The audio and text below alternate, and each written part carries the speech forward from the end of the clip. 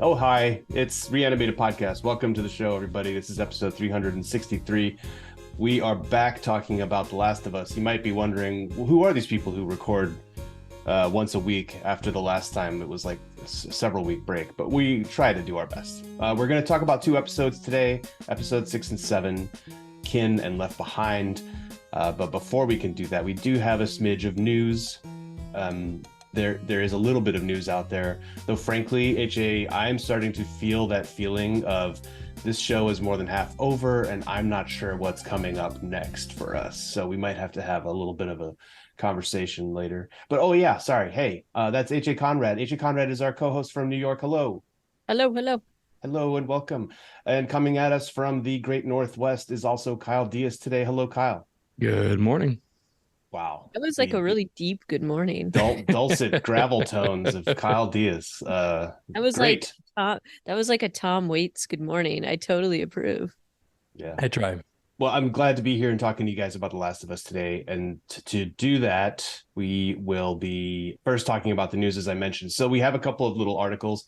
This first one from Cinema Blend is kind of someone just trying to positively visualize a World War Z TV show into creation. I'm all for it. I just don't know that writing articles about it will make it happen. I actually was thinking about this before because it just seems that the way that the book is written definitely lends itself to like maybe like an anthology series or something like American Horror Story, which I think they mentioned in here. But I think um, we've said this before. yeah, and I mean, Yeah. we were both, even before the first film came out, we were both worried that, and we were right, that they couldn't quite do what the book did. And so, I think, And so they didn't even try. right, they didn't. They just called it World War Z and it was something very different. Yeah. Um, but I don't know, I'd be on board with that. I don't know that writing articles will help, but maybe I could see Max Brooks getting down with this. It's this argument of will the success of The Last of Us be able to get people to invest in projects like World War Z, a limited series. No, a friend is in the business, let's say, like in design. They worked on Loki. They've worked on a bunch of the not Marvel, yeah, the Disney shows, and apparently right now there's not a lot of work out there. People are calling Yeah. around saying like, do you know of any projects? There's just not a lot of investment capital coming in to make these expensive shows. So maybe people are looking at The Last of Us and saying, okay, this is worth opening up my wallet for, or everybody's still just holding their breath for a recession that may or may never arrive. Well, I um mean, I think this is the belt tightening that we were talking about before because there had been such, I don't know, just sort of a reaction with streaming, and they all expanded so quickly. And I think the numbers were definitely artificially inflated just because everybody was home watching things, right? And then they had that capital. And I mean, I think also part of it, Kyle, I don't like. I feel like you may have mentioned this too, but I think that a lot of, Amazon, Hulu, Netflix, all these places were trying to basically invest in these things, see what stuck, but that's why I think we saw some series that ended after a couple of seasons because they didn't go as big as they thought they would or whatever. But in some ways it was like, hey, we're competing, we want to have all this content here to draw in viewers, but that's not sustainable. It's kind of like, and we were even like, a few of these projects were really big and had just so much invested in them, but weren't really in it for the long haul. And I guess you could go with the sort of BBC model where there's like a very specific timeline you have in mind. Like the BBC Office was an example of that, but years and years ago. I guess Ted Lasso is another example of that, which they had a very specific. I think they weren't sure if it would go past the first season, but if it did, they were like, it's going to end after 3 seasons or something like that. Yeah, And or like in that way, Luther, maybe. which Luther's first season was 4 episodes. That Idris Elba show. I don't know if you guys have ever seen it. It might Oh have been yeah, it's very awesome. niche to London, but the first season was 4 episodes, and they came back and did another one when it turned out that one was popular. Now I think there's like a TV movie of Luther out there. So yeah, I agree though that the BBC or British TV tends to take like a very piecemeal approach. But I think it's also look at so they also want to make sure that they're attaching specific creators and actors, and then that they're so busy that if you didn't get somebody locked in for X, if you were like, oh, we're just going to do one season, and then you sort of like release them and let them go or whatever, you're not going to be able to sort of make good if the thing is successful. So there's a lot of like there's a lot of risk in it. But I think that they are now sort of narrowing it down, and I mean, I think that's also why we see so many like comic book movies or things based on those kinds of franchises, because they do have a built-in audience and a very rabid built-in audience. So those seem like less risky projects, because even if they kind of suck, they still have an audience. Fear the Walking Dead. So anyway, like I think we're going to see a little bit more of this. I mean, you see the layoffs happening in the tech sort of sector, and that includes streaming and all those things, and I think it's going to get worse before it gets better. But I do think that World War Z potentially has that kind of built-in fan base.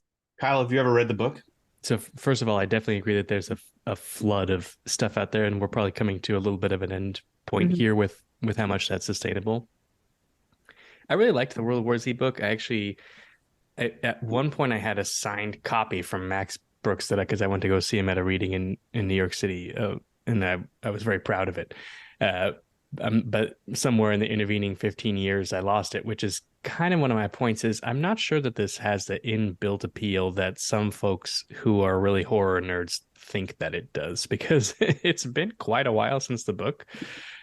Most people do not know World War Z from the book. They know it from the movie, and it does not have the inherent fan base of certainly something like The Last of Us, or even probably something like Lockwood and Co., which is like a more recent series with multiple entries and lots of teen and YA fans. I don't think that there's a big inherent audience here, and I think to do the book correctly would be so expensive, because you need so many sets and different locations and actors and things to fill it in, since it is really a series of very small vignettes.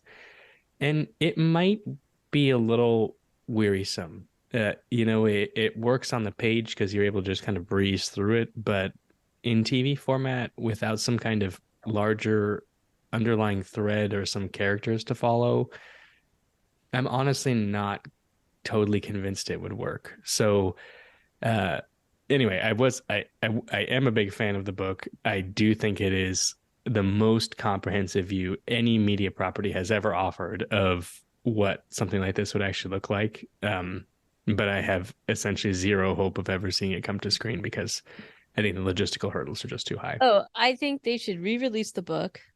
And I think that there is overlap in the fan base, but I think you're right. I think they would have to tweak the storyline to some extent to have some thread that ties it together, which is not the book, right? Like it's all kind of like these disparate.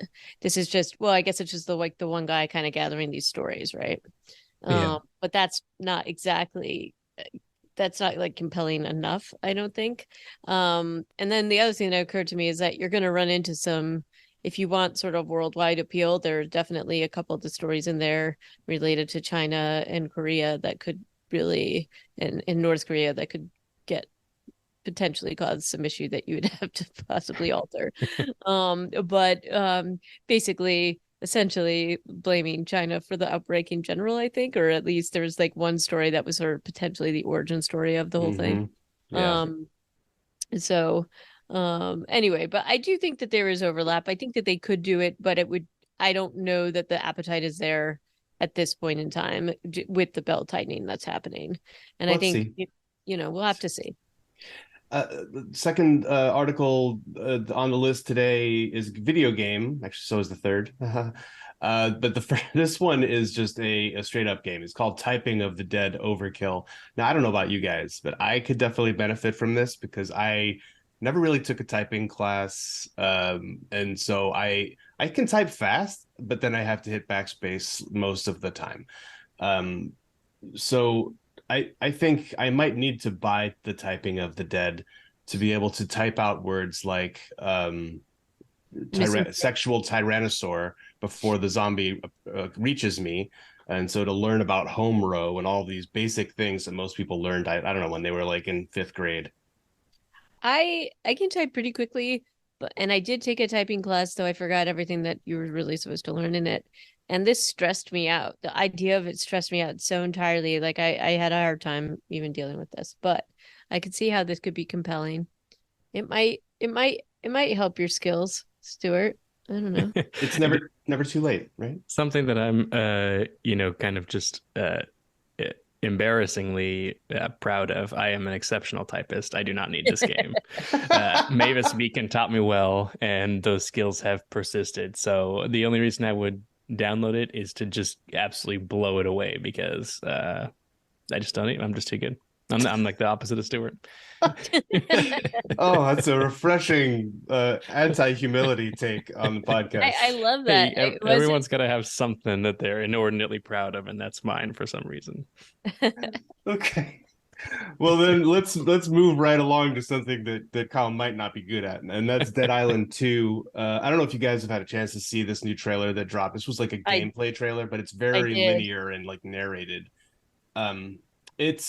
This game has a lot of character, like a lot of personality, and it might not be a good thing. It has a real perspective, I guess, but not like one that is going to change your life. Tell me your impressions, HA. I hated the narration. I found it kind of annoying. But I thought it looked okay. But I'm not like there's a reason. Okay, anytime I see like a gameplay trailer and like the people are like walking through, I'm like, oh, I could totally see myself getting way too involved in this, which is why I'm not a gamer, because I think I would never leave my apartment if I got into these things. So I don't really have the purview that you do. It looks pretty good to me, but one of the things, and I don't, this is probably just because of my incredibly poor vision, whatever the sort of like the movement and that they were doing was honestly making me a little bit motion sick. So I don't know if that's just me. It looked pretty good, but very gory. I thought that part of the narration that was kind of hilarious was like about how satisfying slicing through the zombies with the katana were. And shooting off legs and stuff. It's yeah, definitely. and it's like if you love gore, you'll love this game. Like it was just they're really leaning into that. I think there was some impressive voice acting and like some, even if the characters were kind of comical and stereotypes, it was still the voice acting seemed to be high quality. Kyle, did you have a chance to look at it? I just glanced at it. I think it's interesting there's so many zombie video games these days. I mean, we talk about, even just in the couple of episodes I've been on, we've talked about 3 or 4 different ones. And I wonder if it's because they're just such a easy proxy for human beings, but you don't have to feel bad about killing them. I feel like it used to be that you could just like literally shoot people. Like, the Call of Duties and stuff like that were very, very popular, Counter-Strikes and things.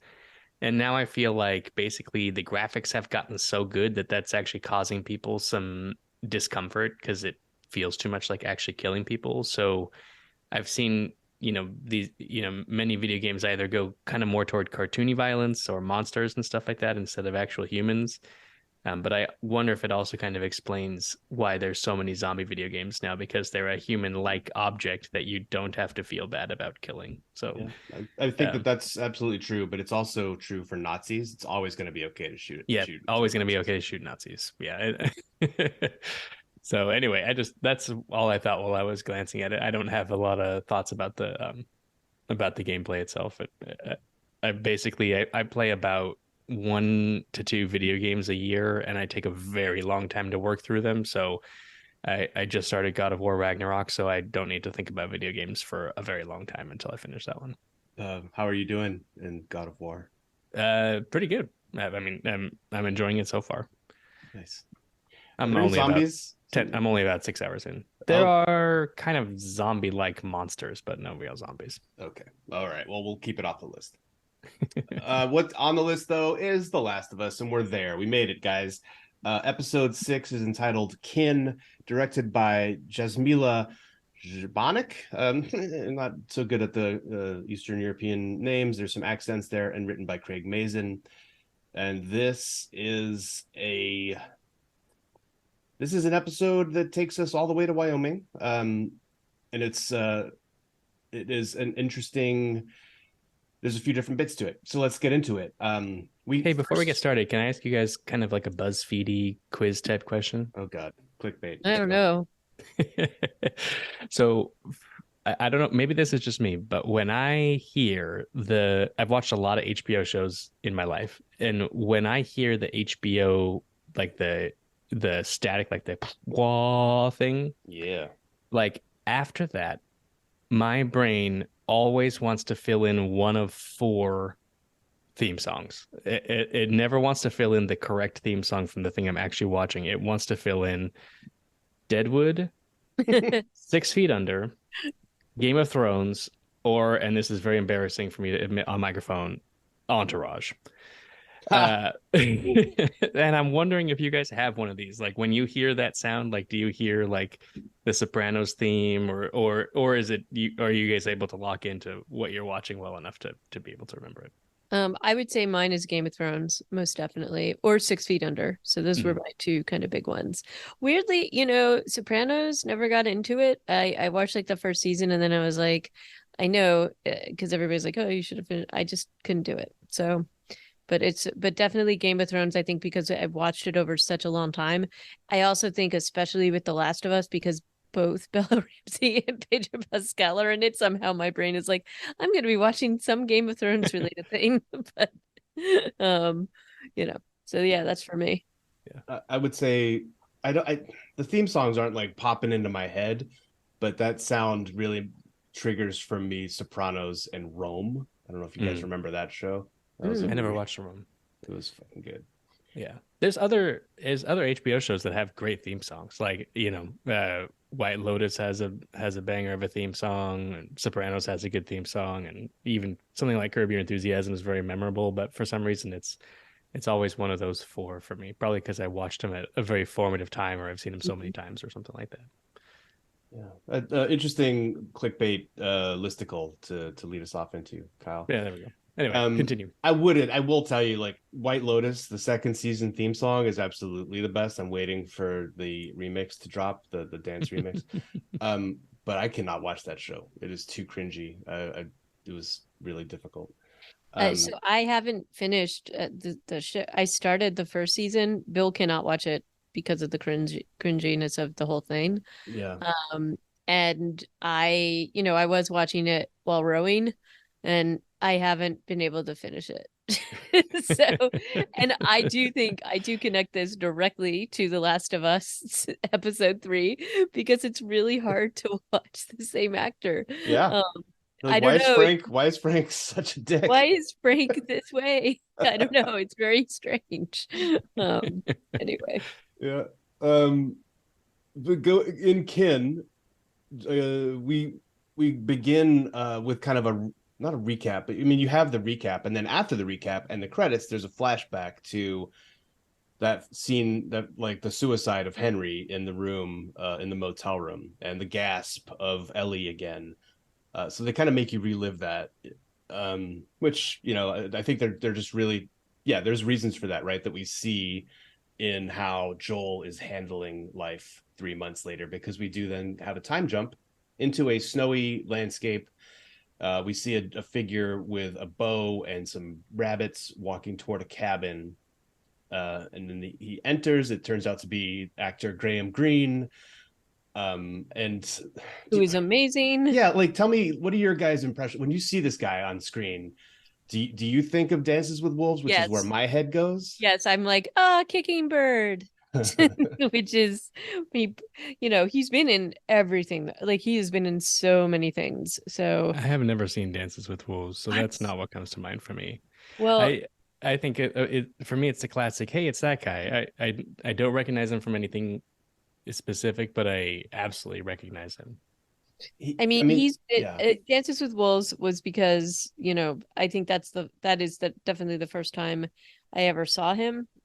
But I don't know, he just is to me just this incredible presence on screen, and I honestly wish he has been in a lot more. I feel He's like been in so much, though. he You has been in know, so much, but I guess when I say more, I mean more as like a main role. yeah. Like he always plays like kind of a character actor supporting role for the most part. And he does a really good job at the deadpan, and that's kind of his thing. Hmm. Um, but you know, I mean, The Green Mile and Yeah, Maverick and Twilight, New Moon. yep, Twilight. And then like he's just been in so much, like, and he's one of those people, like if you look at the film credits, it just goes on and on and on forever.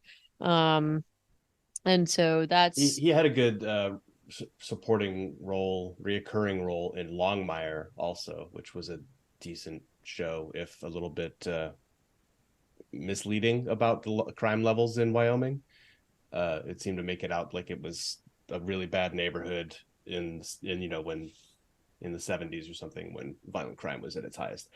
But yeah, so and Graham Greene, he's he was fantastic. also in Northern Exposure, like Yeah, as a recurring something or other, right? as well was he, because then Elaine Miles, who is He his was. wife in this, is also in Northern. Yep, they were both in Northern Exposure. Interesting.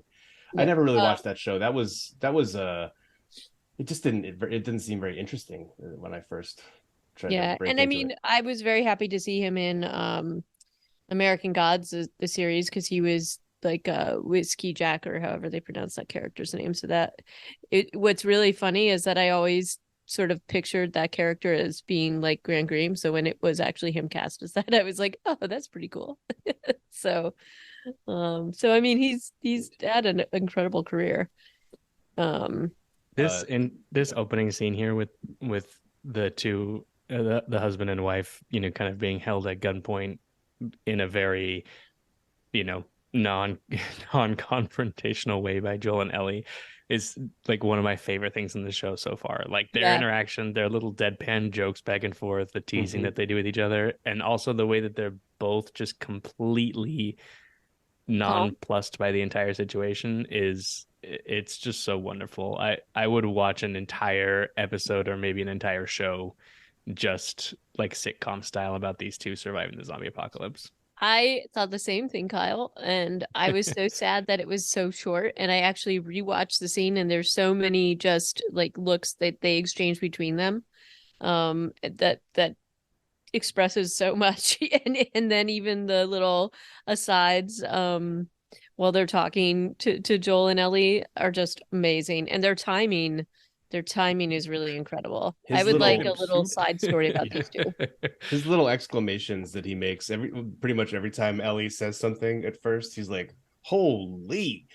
And Yep. those kinds of things. Yeah, everything was just cracking me up. And then Elaine Miles is just kind of quietly being snarky in her rocking chair. Right. And yeah, Joel feels like he's holding them at gunpoint, but he's absolutely at a disadvantage. Like Right. everybody in the room is outmaneuvering him, Well, doesn't he including say like Ellie. one of them says like when Ellie makes her little appearance, like "Who's this psycho?" or something like something nutty like that. Where'd you find this psycho? Yeah. Yeah, it's like it's sad when they leave the cabin. They can't stay there for more soup with with those two characters. But all they do is kind of they tell them where they are, and they tell them not where not to go next, which is exactly where they go next, of course. Mhm. Well, I Um, love that Joel's like, does the name Tommy mean anything to you? And I'm like, this is just the name Tommy, Just the like name. the yep. one of the most common names that a person could have. Right. There's only one who survived who's named Tommy. Exactly. Yeah, I Come was on. like, Joel, maybe you gotta find some more detailed questions to ask people when you meet them. But by the way, this occurs later when they ask him what his name is, and he doesn't use his last name. He's just No, like Joel. Like, everybody in this community in this world is now first name basis, so it's right. fine. So okay, let's he walks outside, and then this is when the first of these panic attacks happens. It's fairly clear that that's what's happening, although at this point we don't really know. He's just kind of like grasping his chest, and Ellie is being like, "Listen, dude, if you're dead, I'm dead, so please get it together." And she steals a rabbit, and then they walk into the snow. Did you Yeah. guys have any feelings about showing Joel and this sort of weakness in him? I I wish that, I mean, and this is just not his character, and he does get into it a little bit more later on. He fully sort of discloses to his brother what's happening in these moments, but um not that I was finding it hard to believe, but we haven't really seen enough of it. I guess it was fine.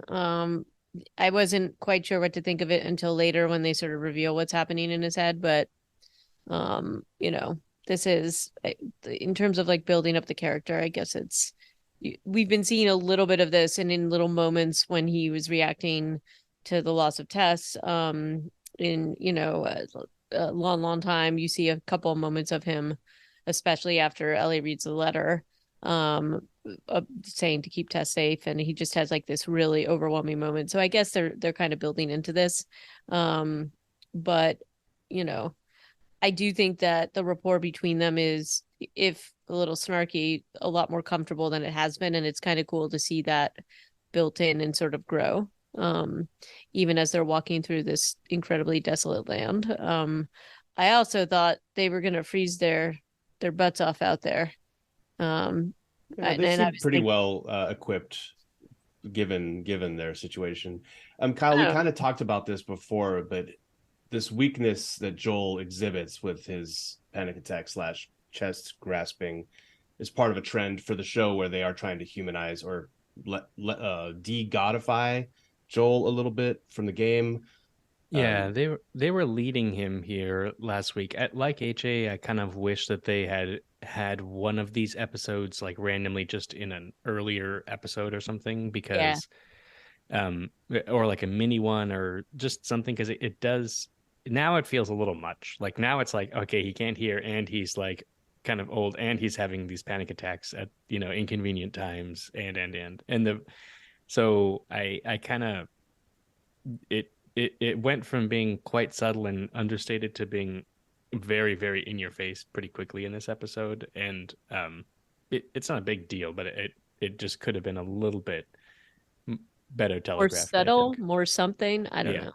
Yeah, I think, but I do think it's the right direction to take his character overall.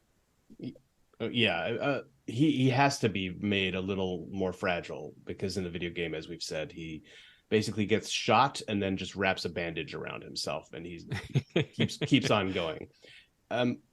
So I have a feeling that's why they replayed the Henry suicide at the beginning of the episode, was to kind of refresh the trauma, because that sort of event could given his scenario, his situation, the relationship between Henry and Sam, the relationship between him and Ellie, the pressure that's on him. I can get there. Maybe I'm rationalizing, and hindsight is great that way, but I can get to a place where just going through that experience could trigger panic attacks for a person. A caretaker failed to protect his the person he's guarding, and then also they could have gotten worse in the intervening months. It's not really clear how much time has passed since the last episode, but you get a sense that it's significant, like maybe a month or two. It's been 3 months. There's a is there a title card? There's a title card. Yeah. So then we have some walking, some camping. There's a little bit more character development between the two of them. I don't know that it's worth really hammering out. So they're kind of walking through the snow over the hills. They're doing a little bit of Fellowship of the Ring, hiking through the mountains, talking about rivers of death. And when they cross what they think is the river of death the first time, Joel shoots his rifle to see if that's gonna, I don't know, trigger the death. I'm not sure what he's trying to do in this scenario, but I feel like all he would have done was let people know that he was within a mile or 3 of wherever they were. So I don't know that was something I would have done. Finally, they get rolled up by some people on horseback who get very close to them before they're heard. This is a classic Lord of the Rings shot that always cracks me up, where they're basically standing, beneath a small little mound, and then like all of a sudden these horseback riders come up from over the top, and Yeah. Right. it Because always horses are cracks me up loud. because horses are so friggin' They're so loud. loud. Like before that happened, I mean, maybe Joel has an excuse, but what's Ellie doing when she can't feel the ground literally shaking beneath her from 8 horses being like, like Well, and it's it, also the bridle and the bits and everything, like the metal makes noises. So it's yeah, like yeah. So and anyway, I thought they're that in was a pretty funny. silent, I mean, they're alone in sort of like a sort of open area, so the noise is going to carry really far. So And where's the dog? Where's the dog? right. Is the dog on Also, back of one where of the was the horses? dog after this? Yeah. Because you never see him again. And I'm like, Nope. they were riding. What is he up in the saddle somewhere? I was Maybe. really He's probably perplexed. just doing his own thing, right? Dogs can pretty much run about as fast as horses. Mm. Yeah, but they had that drone shot later when they're riding into the town and you don't see him. That's all. That's true. This is a very aggressive offensive defensive maneuver by Jackson. Like just thinking about like first of all, the chief communist, let's call her Maria, is out with them. Maybe she just does that because it's a I'm tipping my hand that that's one of my favorite parts of this whole episode is when she goes, yeah, it's a commune, we're communists. Yeah, And she's out doing a patrol, which I guess will happen when you're in charge and you consider yourself a communist. You'll be like, yeah, I'll do all the jobs. But she's out there too. It's just a very aggressive first move. What did you guys think about this? Like you roll up on a man and a girl walking through miles away from your town. How do you like? Is this the way that you would respond in this scenario? Well, I mean, I think that the sort of concern that they are infected is a valid one, but if you're rolling up on them and you're worried about them communicating if they are and they're going to communicate with other things, it seems like an odd way to do it. Like it feels like stealth would probably be a better way to go, right? But you know, like this was the part that made me laugh because she was just like, "What's your name?" And he's like, "Just Joel." Like, like the brothers don't look that much alike. They just don't. So, No. like, unless she's seen a photo of him, this just seems like they bring them in, and they could be part of a bigger party. Like this could be an ambush. They don't know that, so it felt like a little risky given how concerned they are about people finding them, given all the efforts that they have made to try to make their town as like threatening or as invisible as possible. Like nobody comes here because it's so threatening. And Ellie later on jokes, it's like, yeah, you've really terrified a couple of 90-year-olds. So so that was this didn't seem to make a lot of sense for me given the care that they take with all the other things that they're doing, but I guess we just have to kind of deal with that. I kind of rolled with it. I mean, considering they later explain it away as kind of like, we act tough to, discourage any visitors and stuff like that. That's kind of how it felt to me, and also it allows them to weed out anybody who might be infected from getting anywhere close.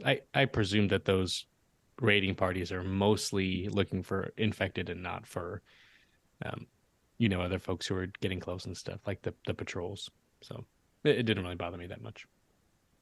Yeah, it just felt like if I was in Joel's shoes, I would just be pissed. I mean, I guess he's scared too, but like, dude, I'm just walking here. I'm obviously not ready for the post infection America, right, where you can just get rolled up by some angry militiamen just for walking. But okay, I'll have to deal with that later. They get ridden into Jackson, which is a walled town on a big flat plain, and inside the walls is small town America, just no cars, but kids, snowmen, commerce, Tommy hoisting things on chains. What did you guys think of this set? I did like the idea that there's sort of these like little abandoned houses, and then they put Joel and Ellie up into one because nobody's been in there and it has heat and things like that. But it's basically a little time capsule from whoever had been in there before. I thought that was fine. It's then they use sort of specific things pretty well, like including Maria and Tommy's house, and then the house that Joel and Ellie are in. And then you see a little bit of the community in terms of like the stables and then the movie house. So I thought that was kind of cool to see how it was, as a community repurposed. And we get to see it walking around. So these are the kinds of things that I kind of love, is to see how this kind of a community would work. You know, a little bit of the minutia. I thought they did a pretty good job. I do think that, you know, that amount of livestock and horses and things like that takes an enormous amount of resources. So that, of course, is what I was like, how do you, especially like out here, how do you do that? How do you keep enough food? Because this is a lot of people. So I, of course, was thinking about that, but, you know, overall, I thought it was all right. We've managed to make it this far today without referencing the game, but that's about to end, unfortunately. Damn. The set from Jackson here is so close to what you experience in the video game. And well, in the second one, you must be talking about, because you never go there in the first game. Yes, in the second one, and I think I played just the beginning of the second one, so I kind of have a memory of this place, like walking around it, and it is like eerie to see it recreated so well. So that's like something that is kind of fascinating that we've gotten here so early. But definitely, I think to fans of the video game, it rings very, very accurate to what you see, you know, in The Last of Us. And it is, I think that it's a reasonably good example of how you might be able to set something like this up. I still have questions about electricity. I guess we're supposed to believe that they're getting it from the dam, right? Like Maria says as much. Yeah. Yeah. And that's in the game is what. So just a quick red herring off of what you're saying, Kyle. In the game, HA, for your benefit, I know you're really fascinated about what happens in the game. You meet up with Maria and Tommy at the dam that they're looking at, because they have a little encampment there. And they would, even in Jackson, I think they would have a defensive, you know, contingent at this dam that provides them with electricity. But that's in the game. You never actually go to the town. You kind of do all your interacting for the most part in that dam area. But sorry, Kyle, go on. And then that's the part that I had trouble with, HA. I didn't think so much about the agriculture and the, you know, the livestock and everything like that. The part that rang false to me is like, not to get too like deep into my own personal life, but I basically work in an industry that supports like electrical equipment, and that stuff does not just stay good in perpetuity. You need new stuff every day. Some little piece of something's getting fried or going bad or whatever, and it requires constant maintenance to keep something like that moving. And so I'm just kind of like, where are they getting their extra circuit breakers? Like, what are they doing when stuff goes down? So anyway, but that's neither here nor there. But I thought that this little introductory, you know, walk around the town, it does a good job of what it's supposed to do, which is kind of making you understand that there are places out there in the world that are still, you know, semi-civilized, I guess is the right word. And this is something that I don't think that the show is going to do, because I think we're in a different kind of show. But I have a little bit of trouble with the kind of humans descend into animalistic, you know, anarchy narrative that like things like The Road or Walking Dead kind of put forth, which is that like basically all humans on some level, you know, want to or regress to being, you know, cruel and horrible when civilization collapses. So I kind of hope that nothing happens to really spoil this. Like, I don't want this to be a situation like, what's that town that they find in The Walking Dead? And they live there for a while, and then it turns out that they're doing something horrible to somebody. Oh, but which time? This is a theme that happens a lot. Yeah. I mean, the Commonwealth is a pretty good example there at the end. So, anyway, I think that, and I've referred to it a couple of times already, I think Station 11 did a good job of this and in showing how people can rebuild in different ways that are all fundamentally, you know, true to a nature of human beings that's a little bit more optimistic and that human beings, when in crisis, tend to find ways to help and support each other. And so I kind of hope that they don't go down a route of showing how the soul of Jackson is actually corrupt somehow. I'm not sure if they're going to go there or not, but that's my wish at least. I think it's better if this is a place that is, um, actually functioning as it claims to be on the tin, and Ellie and Joel can't stay there for some reason or another. So, well, it's a noble wish, Kyle. I know. Let's see how it goes. Everybody loves the town where everything is great and nothing happens, and they make TV shows about it, right? But I do think it's funny though how both Joel and Ellie grate a little bit against this. Like, while Yeah. they like it, there's a little bit of a "it's too good to be true," and Ellie especially really is like, you can tell that she is feeling anxious and probably related to whatever's going on with Joel, and she knows something's going on, and you see this like when he goes off with his brother and he leaves her with Maria, especially, but you even see it when they're sitting there and eating, and that other kid looks at her and she's all pissed off.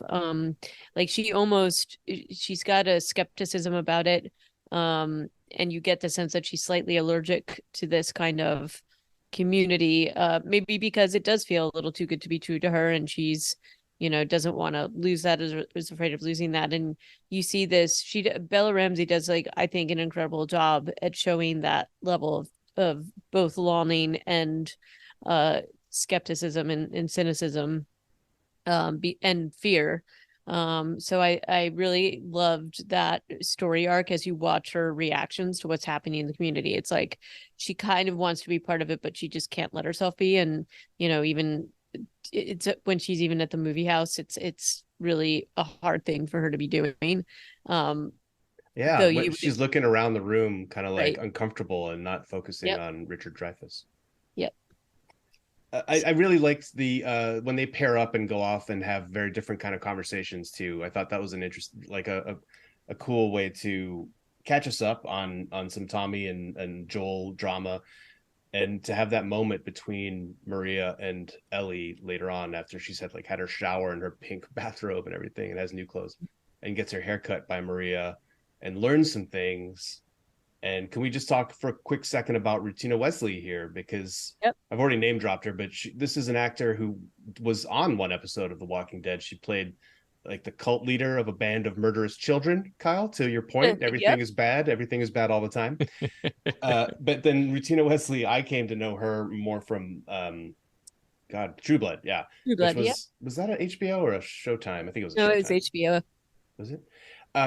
So that was a not always great show about vampires and how they love to have sex all the time. But Rutina Wesley, as I recall, was a human on that show for most of her run, if not the whole thing. And No, she got vamped eventually, but she no, got. she was, They all got eventually. yeah. But she played a really fun character, and so I enjoyed her on that show, and I'm happy to see her here. And the interactions she has with Ellie are the most maternal since Tess, I guess. I don't know that Tess ever quite got to maternal, but this is a very maternal conversation. How did you respond to the advice she was giving Ellie? I liked it, and it's just such a, her character on True Blood, and again, this is like years ago, but she was Tara Thornton, and I thought she did an incredible job with that. And honestly, it made me really sad because it was almost like the storyline of that show just they didn't know quite what to do with that character, and so they kind of minimized it. And eventually, I mean, she was there, and I mean, maybe she had other projects, and so that was possibly part of it.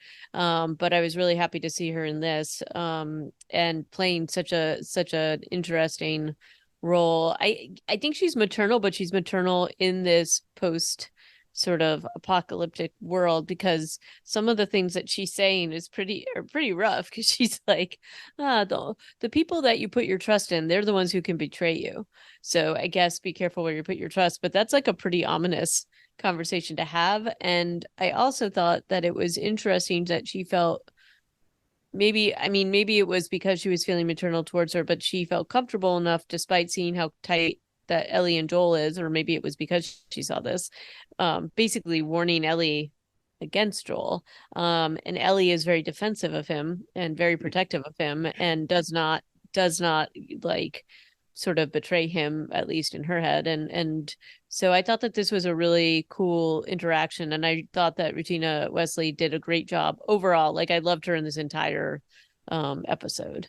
And you know, we even see a little bit more of this tension later, because Joel is saying to Tommy, well, is it because of your wife that you stopped contacting me? And I had to come all the way out here and find you. And I thought you had died. And like, there's a lot of interesting dynamics going on. And I think she plays off this role well. Like, you fully believe that she would tell Tommy not ever to contact Joel again. Like, I thought this was just a really great, and again, I think that this show is excelling at their guest stars and cameo appearances.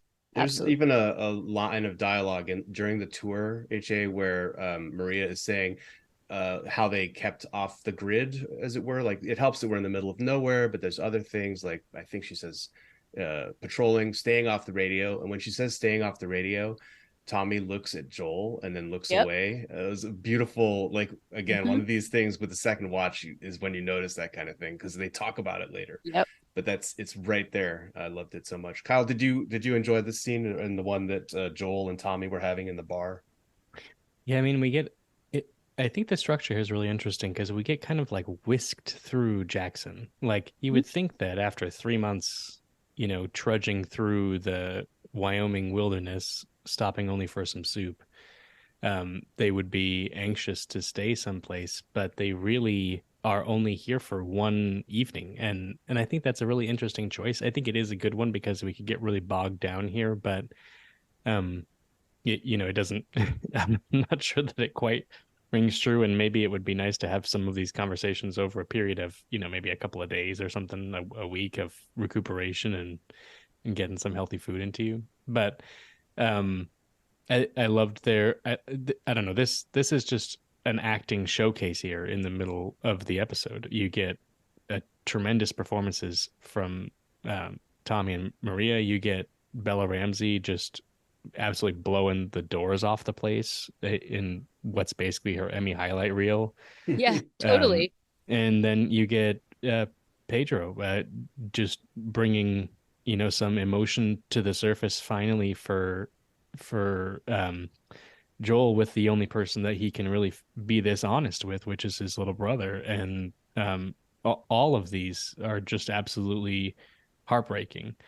So I don't know, all of these have little moments in them that I love, at like the moment when Maria realizes that she's given away the existence of Joel's daughter and that he hadn't told Ellie about that.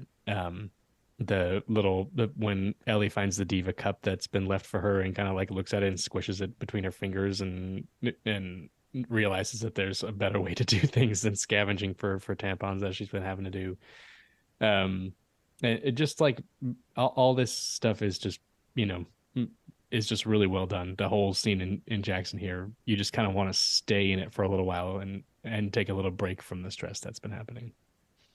But I also think that that's why they did it in such a small moment, and that you don't want them to leave, because then that becomes like this, I don't want to say, like, it's like a haven.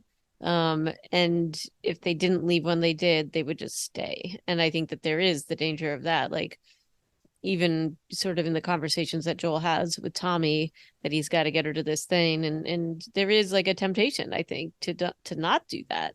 And to just stay here forever. But they've got to make the hard decisions. I also think that Joel's sort of, I don't want to say his breakdown, but it is kind of a breakdown here. He goes from being, very careful about the information he's sharing with Tommy, even so much as to not tell him initially what happened to Tess. And then as the episode progresses, that breaks down, but everything breaks down for him, including his confession to Tommy that he really feels like he is losing it and that he cannot get Ellie to safety, that if something happens to her, similar to what happened to Sarah, that he's going to just completely crumble and does not feel capable of going on. And that is huge for this character, who always seems to be able to kind of like suck it up and go on.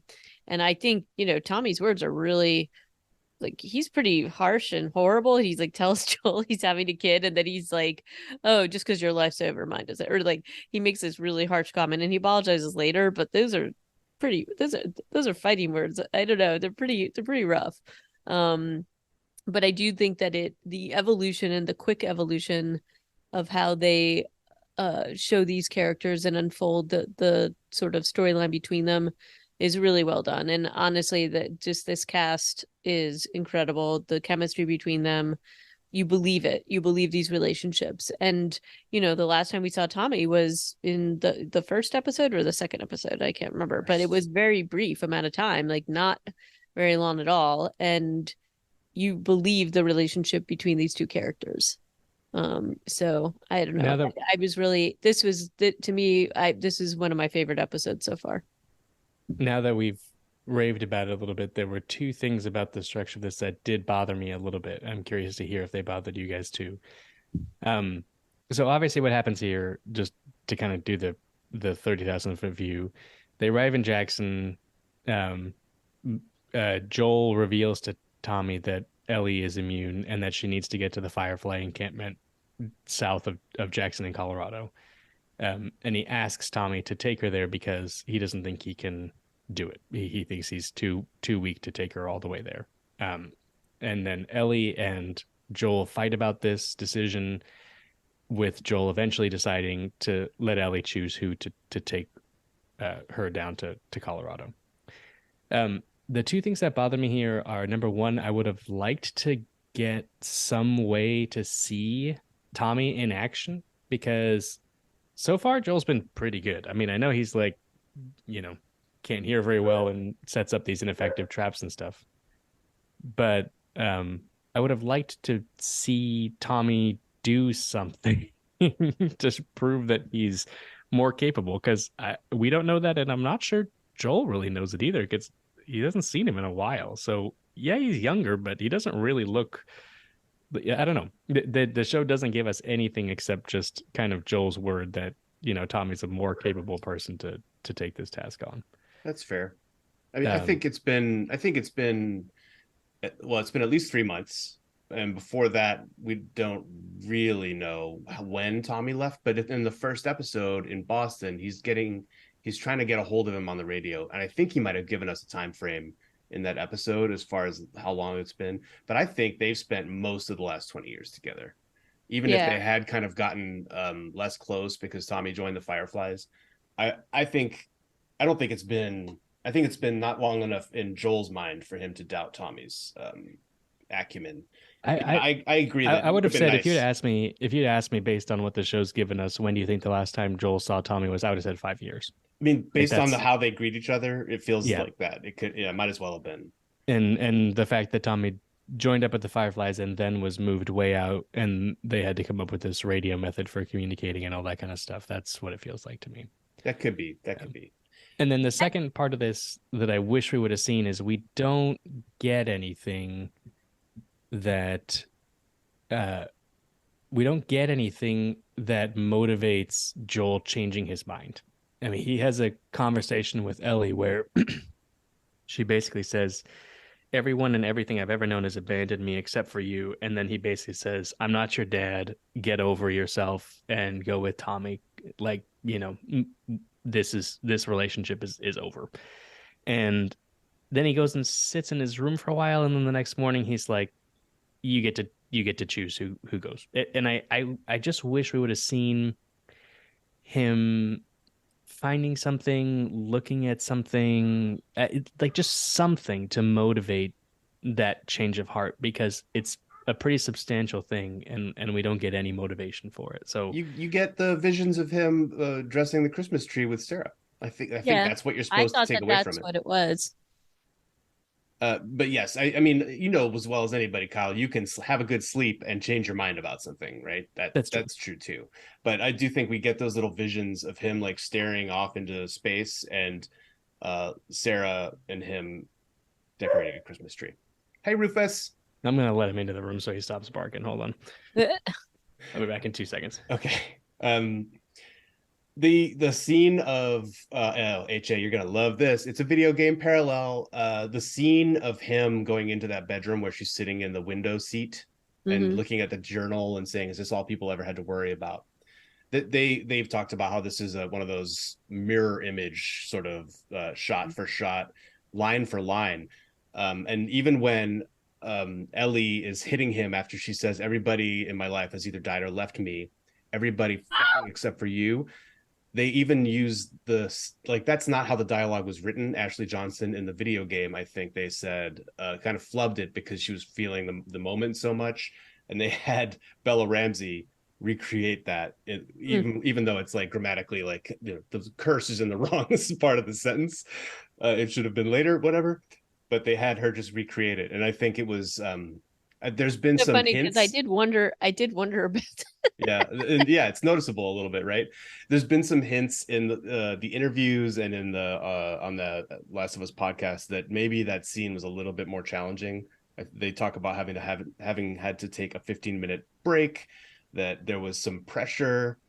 So I wonder if this wasn't a difficult scene because they were trying to do it so specifically and not really letting the actors make more choices in that one. But it is a very iconic scene. Neil Druckmann talks about how that's the scene that most people remember from the video game. I mean, it is memorable. I'll grant him that, but I don't know that it was the one that I think about the most. But it is clearly like a huge linchpin, sort of fulcrum moment in the story of Joel and Ellie, where he pushes her away. And then in the video game too, it's not that much longer later on that he does make that same decision to let Tommy off the hook and go instead. And the question or the thing that he asks or says to Ellie in the stable, you should have a choice. You should be able to make your own choice or something along those lines. Not said in the video game, but massively important to this story. And we'll just hold on to that one for later because it's a huge piece here. Yeah, I mean, I could have guessed that it felt very specific. So I could have guessed that it was probably something like that. And they have that thing with the windows in the video game. Yeah, they do have a thing with windows. Yeah, but one of the things that I do like, that they, you know, the dress, the setting dress up, where it's sort of like these little time capsules, and in this case it's like a teenager's room, and Ellie is like, oh, is this all they had to worry about? And you see just the care taken with the detail, just in the things that are on the wall, and we see this a lot in the next episode, it's sort of the vestiges of the world that was before. And it's really interesting because it's kind of what I liken it to, and it's not quite the same thing, but you know, like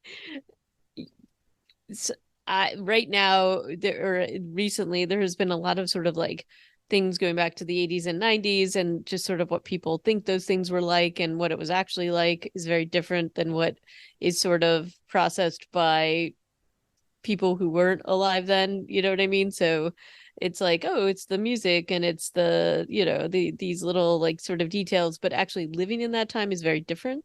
So it's sort of being processed through a different lens, like the lens of present day. So it just becomes an entirely different thing.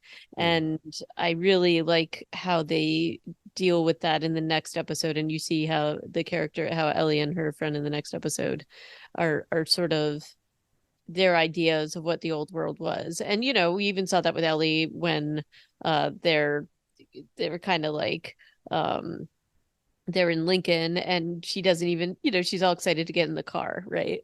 But doesn't know about like what buckle up means. So the seatbelt is. And so I like the care and the detail that they are taking with these sort of little things that are just kind of in the background, but they're there, and they do have significance later. Sometimes they do it in a slightly ham-handed fashion, but which we'll talk about for the next episode.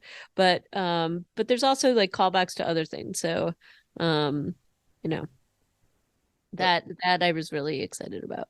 Yeah, I think he is, but well, I don't know. Are you back, Kyle? Yeah, I am. Sorry. Okay. Welcome back. Rufus believes that he has a God-given right to be on the bed in the office if anyone's in the office. What is Rufus? What kind of dog? He's a pit mix. He's an elderly gentleman. So Oh. he's 13 years old now, so he So he's a statesman. He's wants all to be right. on the softest surface at all possible times. Well, who Uh, doesn't? Well, so Ellie and Joel ride out into the tundra, do a little rifle practice, and then quickly, I guess a week later or so, make it to Eastern Colorado University, or University of Eastern Colorado, which is where the Firefly base is that Tommy knows about, although I don't know that he's been there recently. Because as they ride in, they see signs that it's been abandoned. And they go inside and find a map that shows them exactly where everybody's gone, which I'm like, that's probably not a great map to leave behind, Fireflies, but okay. Yeah, let's just tell everybody, right? There's some monkeys who make it into this episode who are from the game. Like, I this was is going to say, I was going to ask. It felt like that's what it was. they were a little more important in the game. This whole segment is kind of like an hour or two of gameplay in the game, because you have to like get around some doors, and there of course are infected there. But it ends in a similar-ish way, where suddenly there are people there, and let's stay away from people. And so they sneak out. These guys obviously woke up and chose violence, because the first thing they do when they see Joel, apparently, is one of them runs toward him and tries to swing and hit him with a baseball bat. Doesn't go as planned. Baseball bat apparently breaks on the tree and ends up in Joel's gut. They get on their horse and ride away. Joel badly wounded. It's kind of, there isn't a lot else to say about that scene, I think, unless you guys have something else, but it's another kind of important scene. No, it's a good example of something that the show is doing well, which is kind of hurrying you through the gameplay parts. Like, basically, this is quite a long section of gameplay where you're like, sneaking around and killing dudes and throwing bricks and stuff, and they dispense with it in about 30 seconds, which I think is the right move here. So the thing that I just thought is, like, is there any person on Earth who doesn't know by this point that you're not supposed to take out a thing that stabs you? Like, just don't yank it out of there. Like, what are you doing, Right. Joel? Right. I thought that was a very poor plan to take that thing and let all the blood behind it loose while you're riding away on horseback. Loose blood. Yeah, I kept getting nervous though that the monkeys were going to be a more significant part of this. So that was like, it felt like, a little 28 days later, just because of I was just like, is it going to be like that they do something crazy or they steal? So I was just like, are they going to be more into this? But that didn't happen. So yeah, like in the game, they have a bit of a 28 days later storyline, but yeah. Anyway, if people haven't played the game and want to, I don't want to spoil it for them, but there's a little bit more with the monkeys. It's not like they become the whole point of the game. This episode ends not long after the scene. It's already been an hour. I feel like this is a longish episode, when Joel falls off the horse after they've lost the four men, and Ellie's looking at him saying, "If you die, I don't know what to do. I'm screwed. Don't die, because I need you." And then cut to the title, to the credits. right. And then finally getting to, I can feel the show just being so relieved that they're finally in the American West, and they can, or the greater American West, and they can show off those beautiful Alberta landscapes that they've been dying to show off this whole time. Did you guys see the controversy about the horse? Sorry, before we leave the last episode behind entirely. What was the controversy? So in that last final like drone shot or pullback of them where they're just alone in the expanse, the horse is standing so still that if you watch the horse, it looks like it was just literally like a copy pasted image that was stuck in there at the last moment. Oh, come on. And so all these people were like, Last of Us, like, why are you just like doing this lazy CGI of this horse in there? And then somebody from The Last of Us went on Twitter and was like, that horse is a real horse. It just stands really still. Like, that's funny. Literally how the horse was standing during the shot. And so they had to defend their not crappy CGI sticking this fake horse in there. I have to watch this. I'm sorry. I mean, the horse is standing with one of its feet up off the ground too. I don't know, but it is not moving that foot. So yeah, that's quite funny. Controversy. Oh, it is so still. It is very still, but it's a trained horse. It's not even moving its ears though, HA. The Last of Us community can't agree if the horse in episode 6 You know what? was real or a prop. The horse is a professional. I don't understand why people can't just accept that. It found its mark and it stayed there. By God, it didn't even flick its ears. Oh my God! Nope. Like the reins are hanging down and they're not even moving at all. Like it's so still. Okay, I'm the jury's still out for me. That could totally be a fake horse, but a very nice fake horse. So episode 7 is where we're arriving. So there's a little bit of background to this. You don't get to do this stuff in the first video game. This is part of a DLC that was released later. I don't know how much later. But this is basically the episode title is Left Behind, and that is the name of the DLC that you can play once you finish the main plot of the video game. Kyle, did you ever play Left Behind? I did, but I do not have a strong memory of it. Well, I mean, if you've seen this episode, that's basically kind of how it goes. Yeah, but I just, when I was watching the episode, I was kind of like, oh yeah, I kind of remember that. But this DLC left a really strong impression on some people, and it's talked about a lot as being like an example of like really, really great post-release content that can be added to a game. And for some reason, it didn't really make an impact on me. Maybe because I bought them like as a bundle, so it didn't really feel like something I got special after the fact. It was just a little thing that became available for me after the game was over. Yeah, it's one of the rare times in this sort of game that you get to play as Ellie. There is a part of the game, the main game, where you get to play as Ellie, but you're basically it's all Ellie for this DLC. And she is in a mall trying to save Joel's life, and she goes to the mall with Riley. So there's like these two parallel mall experiences also.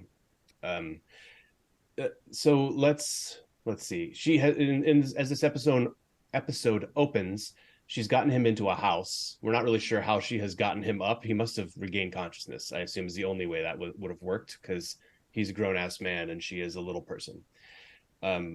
But she's gotten him into a house and is basically just trying to pack the wound and stop his bleeding. And he's talking, so he is somewhat conscious. He's telling her to leave him and go find Tommy. And after he pushes her away, it almost seems like that's what she's going to do. She goes up the stairs. I think he's in a basement. She reaches for a door handle, and then Pearl Jam. This is a much more musical. It's a much more musical episode than the last one. There were some songs. This one is, because it's kind of like a coming of age story.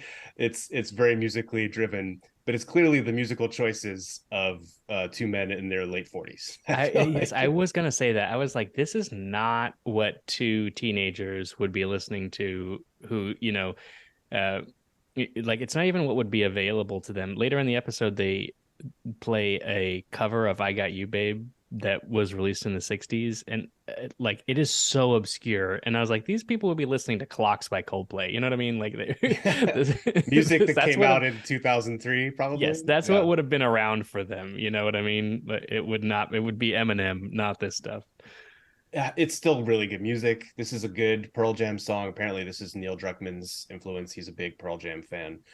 And what's kind of interesting too is she's listening to it on a cassette Walkman, which 2003. Yeah, I actually wanted to talk about that, but okay. Go ahead. No, yeah, you go for it, HA.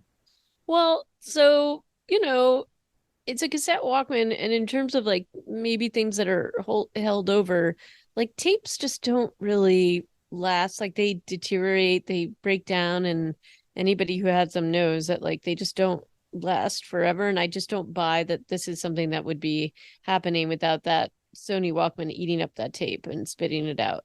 But I thought Discman might make more sense, but I guess they're trying to, I don't know. This did not seem like it made sense to me. So we're definitely not even iPods.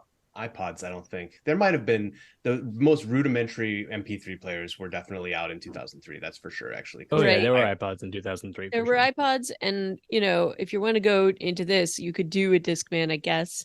But the other part is the batteries, right? Because those Sony, they took like 12 batteries or something crazy that would only last like a very short amount of time. So it just, who's making batteries in this? Yeah. Good point.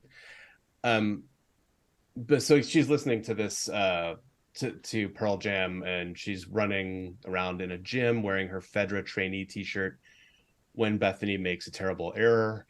And I did enjoy, mostly my favorite part of this interaction is the look on Bethany's face when she realizes that she just screwed up, because Ellie starts to like coil into viper mode or whatever she's doing. It's a lot of fun to watch that. I liked the little like sort of the gym scene, and that this is their sort of like it, even though this is sort of like a, I don't know, their little Fedra school and stuff like that, it still has that sort of like downtrodden feeling that any phys ed class would have. So I kind of liked that.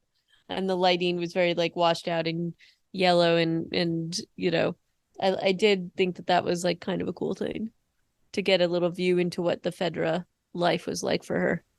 Yeah, and you get more of that when she's then with her shiner in Captain Kwong's office. Captain Kwong, played by Terry Chen, who I associate most with The Expanse, because he played Praxidiki Meng, a botanist on that show, a really cool part, and he becomes a part of the crew and befriends the biggest psycho on the crew, Amos.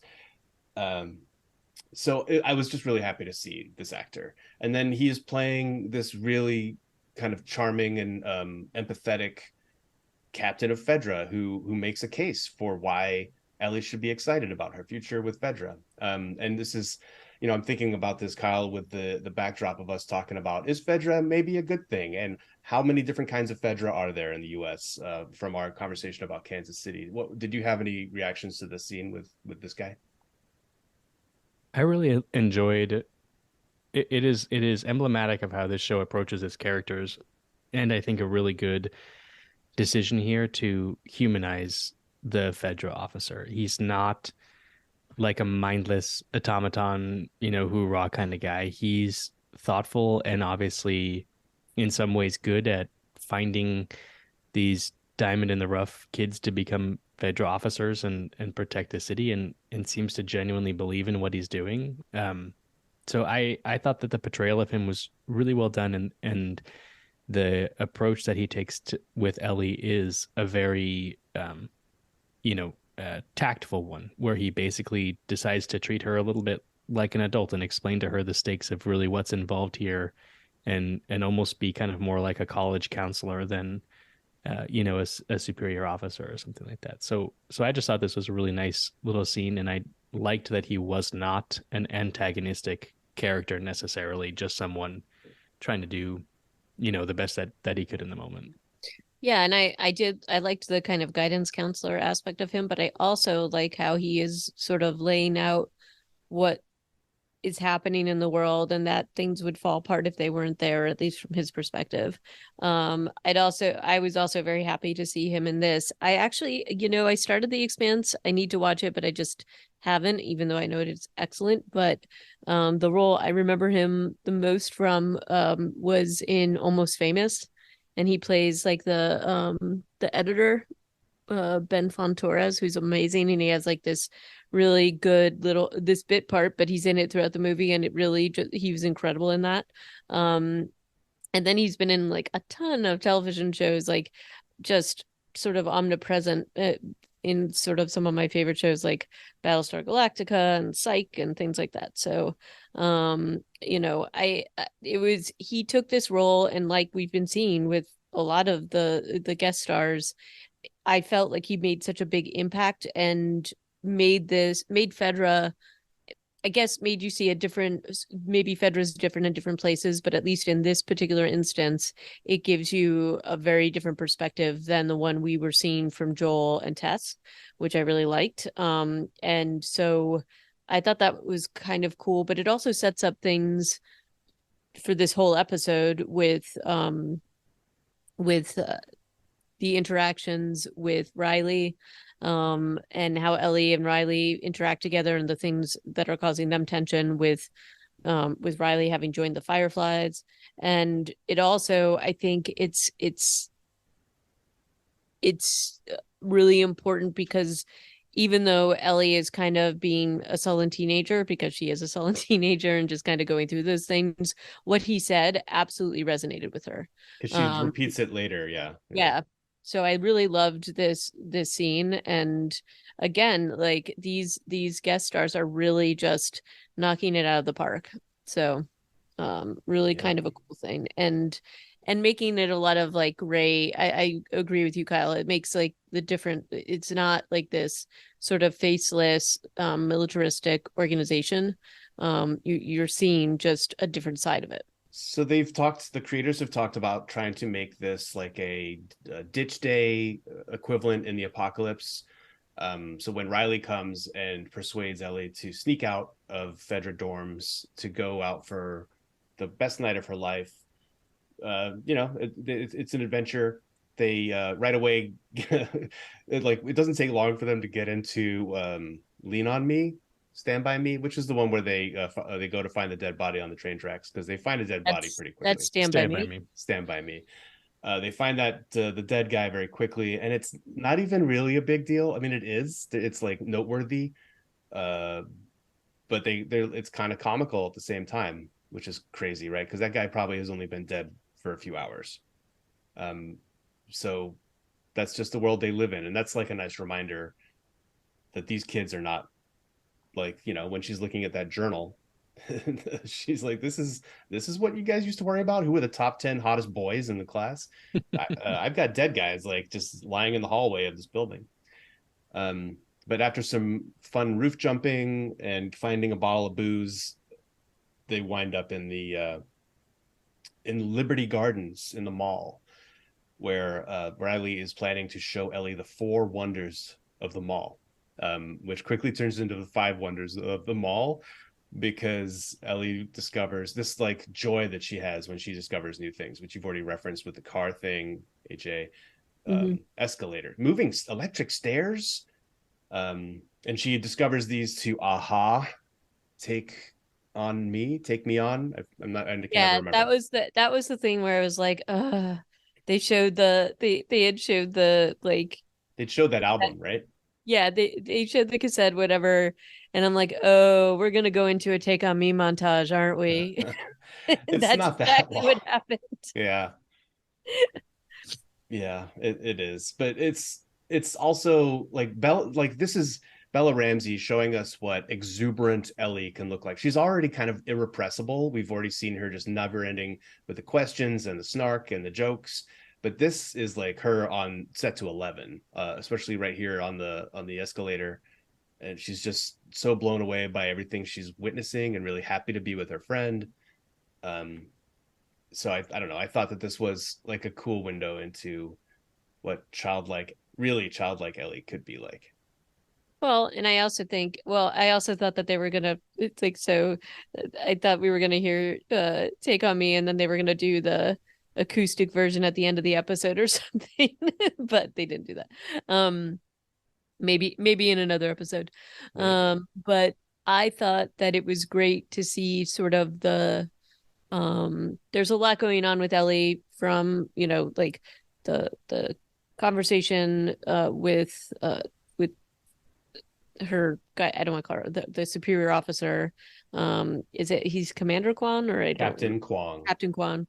And then sort of what's going on in her head, what the sort of normal teenage things that are happening, and then in this backdrop of the apocalypse and what's happening with her friend, and the tension that's happening because her friend has joined the Fireflies, and also because of their feelings for each other that have, up until this point, I mean, you could kind of see that happening, but like their feelings for each other are not spoken other than in friendship up until sort of the end of this, when it becomes pretty dire. But that build of their relationship with each other, and the joy that they have in this sort of like Ferris Bueller's Day Off in the Apocalypse, really, I think, does a nice thing to show you the things that have impacted Ellie. Like, I think it's a very effective flashback.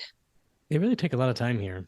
Like, it and it's wonderful. Like, the kind of like joy that these kids have in each other, the slow kind of budding, tentative steps they make toward intimacy, the photo booth, like all that kind of stuff. There are 10 tiny little moments or things, lines of dialogue or glances exchanged or stuff like that that just kind of drive home the story that they're building here, and it's really wonderful.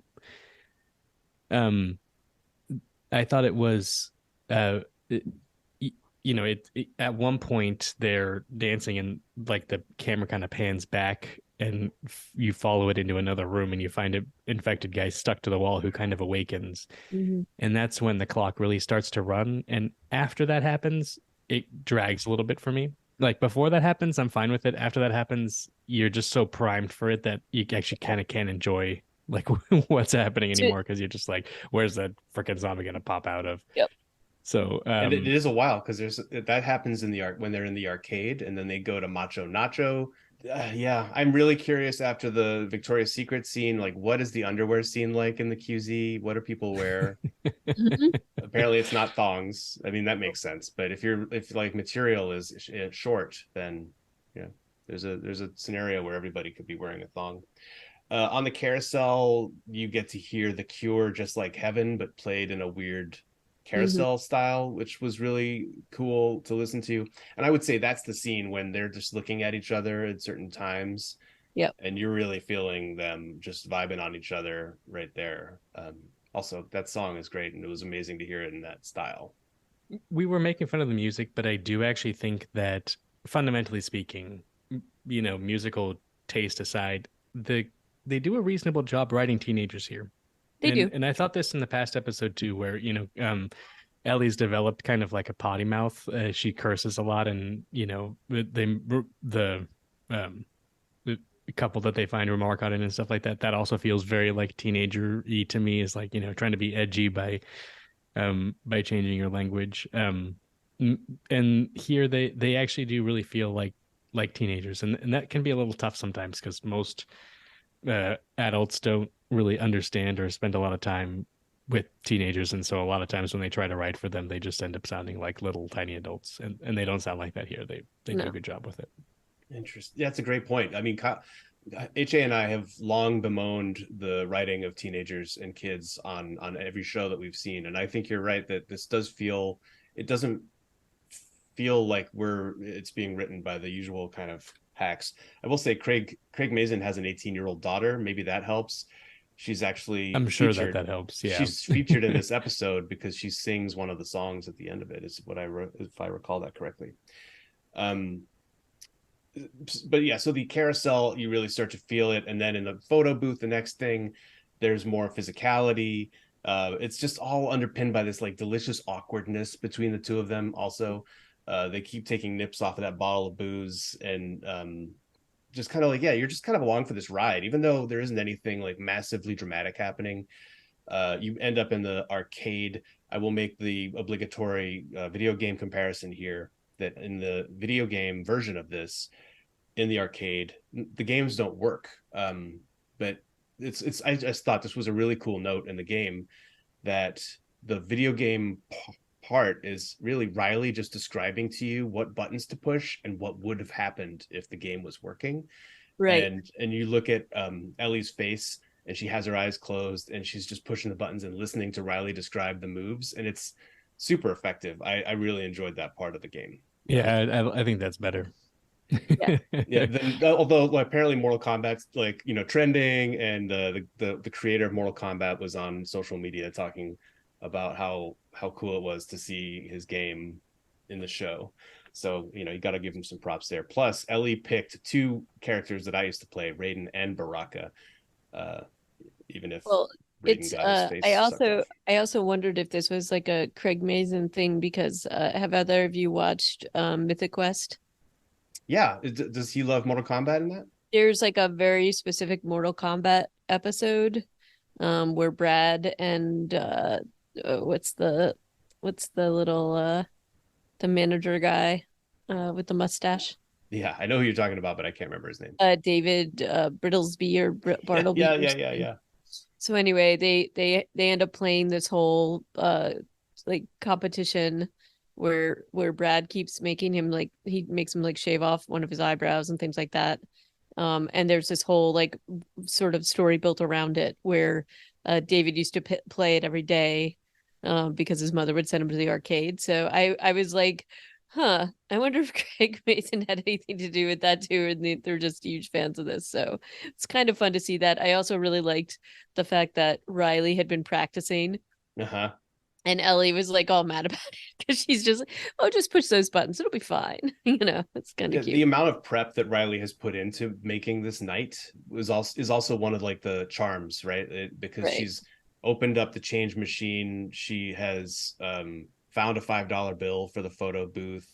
She's like been setting this up, and it makes sense that she would, considering we find out later it's her last night and she's leaving, and so she wanted this to be special. Yeah. So even though they had not, I assume they had not kissed or like expressed to each other how they really felt before, it's clear through the amount of effort she's putting into the night that they're going to have, or that she wants them to have together. It would be clear to anybody, I think, except for a teenager, that there's an interest here in romance. So it's in the when they're in the arcade is when you get to see the clicker kind of wake up, and like, yeah, and Kyle, I agree that it does take a long time then for the other shoe to drop. So you are kind of waiting for that. And in the meantime, we have them go to Macho Nacho, which I like the name of that. I don't know if that's a real thing. It was weird how many real names of stores there were like Foot Locker, Body Shop, Subway. I guess there's no rule against it. It's just like you're giving these brands awareness. They might not want to be portrayed in a post-apocalyptic setting, but if they're not paying you money, I don't think there's any, I don't know the law, but I guess there's no rule against it. Did you guys maybe have they any are. reaction? I mean, because these are the ones that, hey, it's still there, even in an apocalypse. I don't know. Cumberland Farms to included, right? Maybe. I don't know. Any publicity is good publicity. I think that brands would be fine to be featured in this because it just shows that they're classic mall brands of the early 2000s. I'm just thinking of the rider that would come with like the Hyundai sponsorship of The Walking Dead, where they're like, you cannot crash our car, you cannot run over zombies or people with it. Like there were conditions, which I think come along with them paying you. Whereas, so for them to make the commentary like, everybody robbed the Foot Locker but did not rob the Body Shop, like, Foot Locker probably doesn't want to be seen as a brand that gets looted, I assume, or do they? Because they're like, people want our stuff. Yeah, I don't know. Anyway, I'm probably trying to read too much into it. So they go into Macho Nacho, and Ellie finds the pipe bombs, and they have this big argument, and she's like, this was, I'm out of here, you're going to Atlanta, and thanks for nothing. But storms off and doesn't make it out of the mall before she turns back, and they end up in the spooky store. It's spooky? Clown masks. Yeah, I did not like that mask. I had a very visceral reaction to that mask. That's funny. And I honestly thought that the clicker was going to come out and do something because she was wearing that mask or something weird. I don't know. I wasn't sure how they were going to tie that in, but like Kyle, I kept waiting for that thing to appear. They do this thing in the scene too with the music, where you can hear what they're piping into the store before she plugs in the Walkman. Yeah. And it's not very loud. But then she plugs in the Walkman, and suddenly you're listening to the song, and it's super loud, and they're both dancing. And then I feel like it gets quiet again. Like they just pump it up for the effect of like the moment that they're having. But it wasn't actually that loud, right? Is that what we're taking away from that? Yeah, maybe. Yeah, I think it's designed to show their just kind of total immersion in the moment. And it is a nice moment. And they do kiss and talk about, okay, I'm not going to go to Atlanta with the Fireflies, and we'll just figure it all out. And the whole future is open to us. Potential, nothing but unlimited potential. And then the clicker arrives. And this bastard is fast. Mm-hmm. She shoots him once or twice.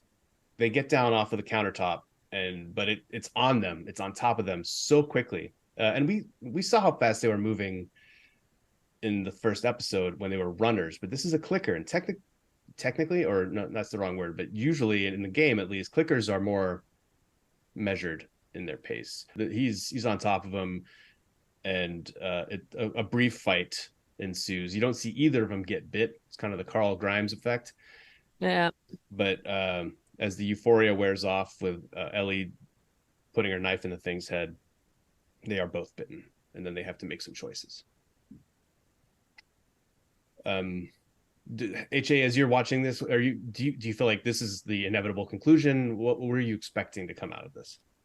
Oh, that's exactly what I was expecting to come out of it. Yeah. I wasn't sure if they were both going to get bitten or just Ellie. I mean, obviously we know she was bitten, and she said she was in a mall, and the way she reacted when Joel was asking, and Joel and Tess were asking her about it, she said she was alone. So she lied to Tess. That was like when they were walking through Boston. Right. But you know, you knew that they were come back to the mall scene eventually. I wasn't sure if she got bitten and then possibly Riley was going to try to offer or something like that, and then that was like kind of like all this build up, and then Riley tries to kill her. So it did end in a way that I wasn't quite expecting. But I also thought that they might tie in you know, the Fireflies to this, like how Ellie ended up in that room, being tied up, and sort of them waiting to see what happened to her, but that's not what happened. Yeah, the lack of resolution to this is a similar thread to how they do it in the DLC, which is interesting to me. Like, they don't show you how it ends. Right. But they do. I mean, this is obviously tied into what's going on with Joel. And then I thought that tied in really well, because she's flashing back to this thing, and she's like, okay, well, Joel may be on the way out, but I'm not going to leave him there. And I'm going to absolutely like try to help him. And if not, well, that's what it is. And we'll just make the best of it, or make the best of it. I'm not just going to leave him there to die. Though I will say, I don't know that sewing that up would actually help, but it seems pretty painful. Depends on the organ damage, I guess. I mean, just find some super glue or some duct tape. I think that would have been better, but I did think that the zombie attack here, you're right, Stuart, that it came out really fast, but I thought that it was actually kind of one of the worst zombie attacks that we've seen in the show so far, where like I don't know, this is the only one that I saw where the lead up to it was really kind of lame. Like they just kind of like heard a thump, and I don't know, something about the whole way it was staged just didn't quite land for me. And I also thought the makeup here did not look very good. The zombie for the first time in the show so far really looked like just a dude in a bunch of, you know, clay makeup. So maybe that's just me, or maybe it was because I was expecting this attack to come for such a long part of the show, but of the episode. But I thought that it was a weaker showing for the zombies. It just didn't scare me the way that the other ones did. Don't think that I was seeing the wires, but I do agree that the anticipation was maybe a tad too long. And so back in Joel's situation, she like finds that needle and thread, sews him up, and then in the video game you see her like start to tow him out on a mattress back out into the snow. In this one, I don't think we even get to see what happens. Like the sewing is the last thing we see. And so we're, you know, hopefully he'll get better. I assume he will, because again, in this guy, you could basically also in the video game, he fell off of like a second story onto a piece of rebar. So, and he was fine. So you guys, he's going to be fine. He's basically going to be fine. Just a little baseball bat handle. Nothing you can't shake off. I mean, as fragile as they've occasionally been making him out to be, it'll be interesting to see how badly he's going to be affected by this. I feel like when you wake up as Joel in the game, you stand up, you limp for, I don't know, 30 seconds, and then you are straight back to being an unstoppable killing machine. So I feel like we need an MD to weigh in on what's right there. Like I'm like, there's probably some intestines, maybe a kidney, guts for sure, but right? Also like the bacteria. Yeah. Come on. Yeah.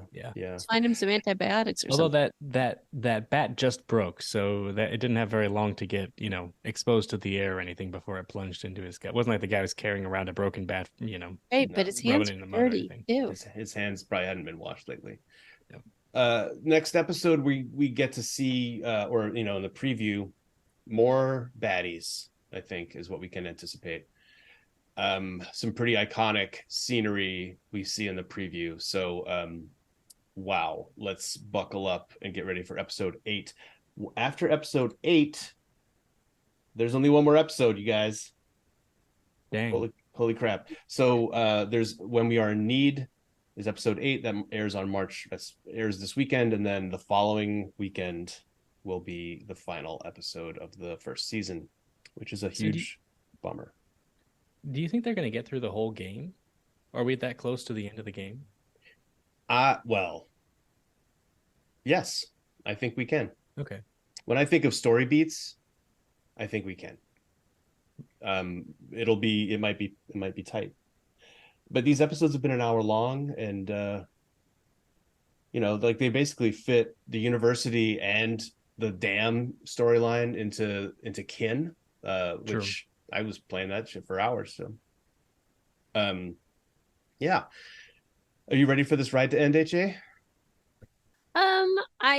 I want to see where it goes. And I've been really enjoying it. So not quite ready for it to end, but I like everything that they've been doing, and so hopefully it wraps up in a pretty cool way. So I would love to see more. So hopefully they'll get a second season out. It's already been approved or greenlit, so for sure. It's coming. No, I mean they'll just get it out soon. Yeah, right. They probably can't film in Alberta in March. I imagine they have to wait a month or two. So thanks for listening along, everybody. We'll be back again next week. We'll probably only be able to do one episode because there'll only be one to talk about. But we caught up on our backlog the last 2 weeks. So hit us up on email. You can email us at reanimatedpodcast@gmail.com. You can find all of our so many of our issues have been aired many issues on reanimated.podbean.com.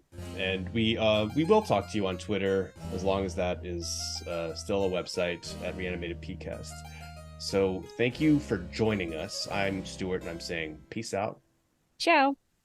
See you.